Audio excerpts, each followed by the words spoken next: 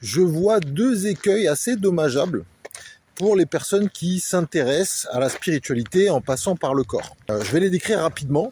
Le premier, c'est des gens qui prennent pas tellement soin de leur santé physique, qui font pas tellement d'exercice, qui mangent mal, etc., mais qui se disent et prétendent que ça n'a pas d'importance du point de vue de la spiritualité, ce qui est vrai à un certain niveau, mais faux à un autre. Et l'autre écueil, c'est des gens qui sont très engagés physiquement, et je peux en faire partie à plein de moments, et donc qui vont faire des activités dans lesquelles il y a des acrobaties, comme en yoga, dans lesquelles on va mettre le corps en avant, ce genre de choses.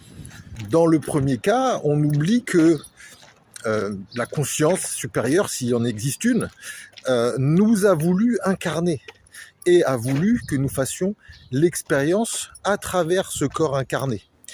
Et donc se dire que c'est pas grave, c'est déjà un endroit se prendre pour autre chose que ce qu'on est. Sinon on serait des anges ou des êtres féeriques complètement désincarnés et des esprits déjà. Mais là c'est pas le cas. Donc quelque part on passe à côté de l'expérience qui nous est proposée.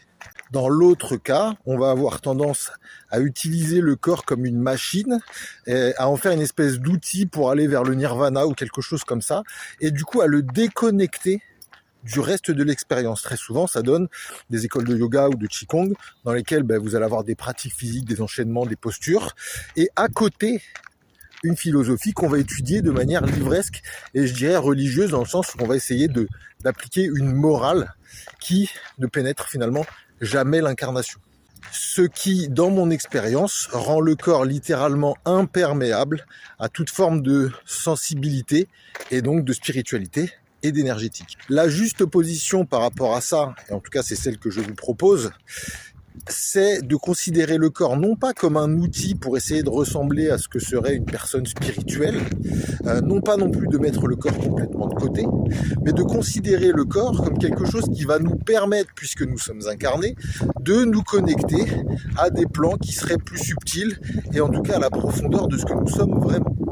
À ce titre, le corps est davantage conçu comme un instrument de musique qui, à l'instar d'une guitare ou d'un instrument à cordes, va résonner avec ce qui nous est proposé. Mais pour ça, il nous faut accorder notre instrument. Pour comprendre de quoi je parle, je vous renvoie vers mes vidéos sur la biotenségrité qui explique comment le corps s'organise avec le système facial pour tendre et étirer les câbles de manière juste pour assurer à la fois notre santé, à la fois notre sensibilité et, j'ai envie de dire, notre humanité.